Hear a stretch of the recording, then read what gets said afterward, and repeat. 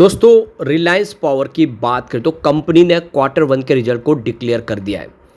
आप देख सकते हो कि इस बार रिजल्ट थोड़ा सा कमज़ोर रहा है, लेकिन आप ये समझ सकते हो कि आने वाले समय के लिए एक बड़ी रणनीति तैयार हो चुकी है। भले इस बार रिजल्ट में आपको थोड़ी सी कमज़ोरी दिखाई दे, लेकिन फ्यूचर बहुत ब्राइट है क्योंकि कंपनी ने ग्लोबल मार्केट में अब तेज़ी से अपने कारोबार को बढ़ाना शुरू कर दिया है। चाहे वो हमारे आसपास के बांग्लादेश, भूटान जैसे देश हो या फिर यूएई हो, सऊदी अरब हो, इन कंट्रीज़ में भी कंपनी अपना कारोबार तेज़ी से बढ़ा रही है। ऐसे में हम कह सकते हैं कि आने वाले समय में संभावना काफ़ी पॉजिटिव होगी। कुछ बड़े प्रोजेक्ट शुरू किए गए हैं, फंड रेजिंग की प्लानिंग की गई है क्योंकि आने वाले समय कंपनी तेज़ी से अपने कारोबार को आगे बढ़ाने की पूरी प्लानिंग कर चुकी है। यहाँ पे कुछ बड़ी बातें और है, कुछ सरप्राइज़ है जिसको समझेंगे इस वीडियो के माध्यम से।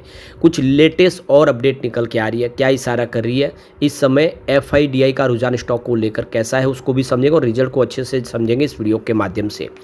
लेकिन फ्रेंड्स उससे पहले अगर आप पहली बार हमारे चैनल पे आए तो चैनल को सब्सक्राइब कर दीजिए, एक बेल आइकॉन दबा दीजिए ताकि जब भी नया वीडियो बने पहला नोटिफिकेशन आपको मिले। वीडियो पसंद आए तो लाइक से ज़रूर कीजिए। चलो फ्रेंड्स वीडियो स्टार्ट करते हैं। मैं हूँ आपका दोस्त एसबी दवे और हमारे अपने चैनल ऑनलाइन कमाई में आपका बहुत बहुत स्वागत है। तो सबसे पहले रिलायंस पावर के कारोबार की बात करें तो फ्राइडे को स्टॉक में गिरावट हुई थी और इस गिरावट के पीछे सबसे बड़ी वजह थी बाज़ार में भारी भरकम गिरावट। बीएसई सेंसेक्स में 550 पॉइंट की गिरावट हुई थी। प्रॉफिट बुकिंग इस समय हावी हुई है बाज़ार में। बाज़ार पिछले दिनों काफ़ी अच्छी दौड़ा, उसके बाद में गिरावट शुरू हुई तो 64.12 पर क्लोजिंग देखने को मिली रिलायंस पावर में भी, जहाँ पे हमें 1.52% की गिरावट देखने को मिली, यानी लगभग 1.5% के आसपास की गिरावट हुई।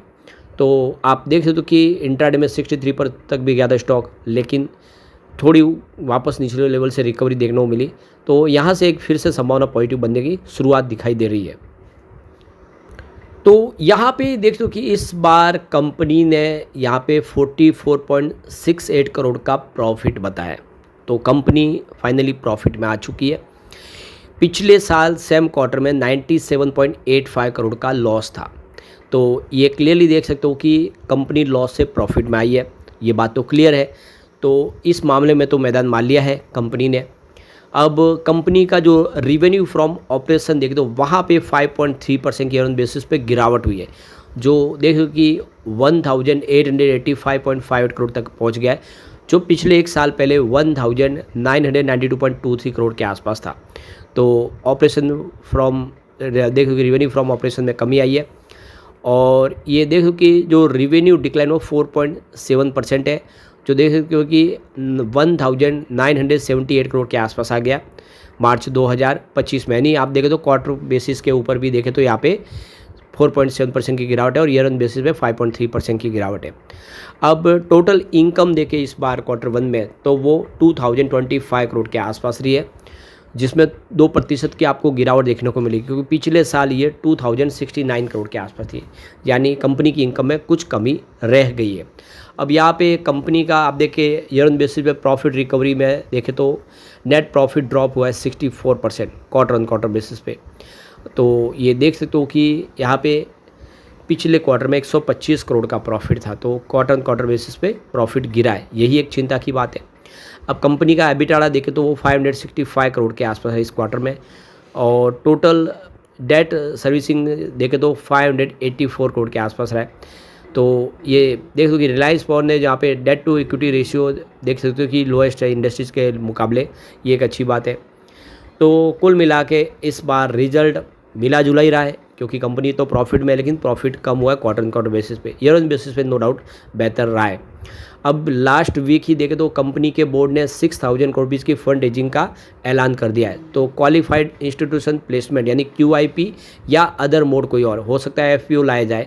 इस तरह से 6000 करोड़ की फंड रेजिंग कंपनी करने जा रही है, तो कोई भी तरीका अपनाया जा सकता है। इसके अलावा कंपनी 3000 करोड़ के नॉन कन्वर्टेबल डिवेंचर बॉन्ड्स भी जारी करने जा रही है प्राइवेट प्लेसमेंट के माध्यम से। तो इसका मतलब ये कि टोटल 9000 करोड़ की फंड रेजिंग की जाएगी, जिसके माध्यम से जो कंपनी के पास प्रोजेक्ट है उसको कंप्लीट किया जाएगा। कंपनी को अभी सरकारी टेंडर में मिल चुके हैं और ऐसे में आवश्यकता पड़ेगी पैसों की और इसका इस्तेमाल किया जा रहा है।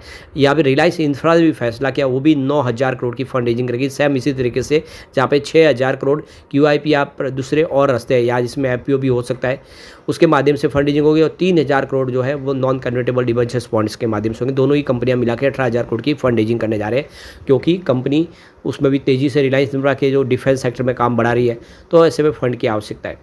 तो ये क्लियरली सिग्नल है कि आने वाले समय काफ़ी शानदार उम्मीद दिखाई दे रही है, बेहतर प्रदर्शन की हम कामना कर रहे हैं। तो यहाँ पे रिलायंस पावर को जो सबसे बड़ा बेनिफिट हो रहा है वो इसका शासन का अल्ट्रा मेगा पावर प्रोजेक्ट है। 3,960 मेगावाट का मध्य प्रदेश का जो पावर प्रोजेक्ट है, यह इनका एक टॉप परफॉर्मिंग प्लांट है और बहुत सारी स्टेट के अंदर बिजली सप्लाई करती है। और आप देख सकते कि इसने एक हाई प्लांट लोड फैक्टर यानी PLF अचीव किया करीब 91% का। तो 1200 मेगावाट का रोजर पावर प्लांट है उत्तर प्रदेश का, वो भी बहुत ही शानदार प्रदर्शन कर रहा है। तो यहाँ पे देख दो कि दोनों ही पावर प्लांट अच्छा करें, लेकिन जो शासन का अल्ट्रा मेगा पावर प्रोजेक्ट है वो तो कमाल कर रहा है, जिसकी वजह से कंपनी को फ़ायदा हो रहा है। अभी रिलायंस पावर को रिसेंटली SJV की तरफ से सोलर प्लस BES यानी बैटरी एनर्जी स्टोरेज का प्रोजेक्ट मिल चुका है। तो 300 मेगावाट का देखिए ये ISTS connected solar and battery energy storage project है जो इन्होंने टेंडर प्राप्त किया। इसकी सब्सिडी कंपनी रिलायंस एनर्जी ने। तो आने वाले इसमें कंपनी अब एनर्जी स्टोरेज के प्रोजेक्ट कंप्लीट करेगी, जिससे हम कह सकते हैं कि जो फ्यूचर है वो बहुत ज़्यादा ब्राइट दिखाई दे रहा है। अब एक बार हम इसको साल दर साल के हिसाब से देखें क्वार्टर क्वार्टर बेसिस पे कैसा प्रदर्शन रहा है। तो जून 2024 में कंपनी का रिवेन्यू 2,069 करोड़ के आसपास था। सितंबर 2024 में गिर के ये 1,963 करोड़ के आसपास आ गया, लेकिन दिसंबर में बढ़ के 2,159 करोड़ तक पहुंच गया।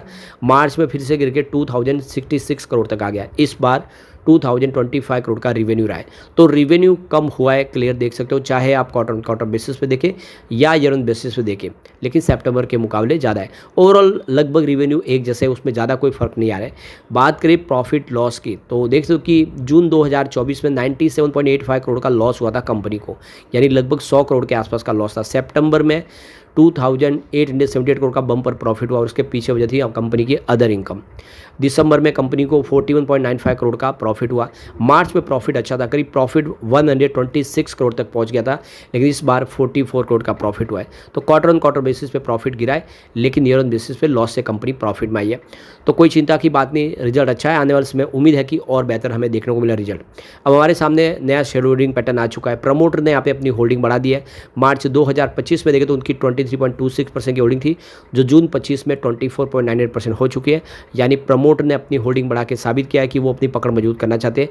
कोई भी गिरवी शेयर नहीं है। बात FI की करें तो उनकी देख लो कि 12.95% की होल्डिंग थी दिसंबर में। मार्च में 13.21% हुई, फिलहाल 12.93% की होल्डिंग है। तो यहाँ पे FI की होल्डिंग कुछ ट्रिम हुई है, उन्होंने अपना प्रॉफिट बुक किया है। बात DI की करें तो उनकी 2.63% की होल्डिंग थी दिसंबर में।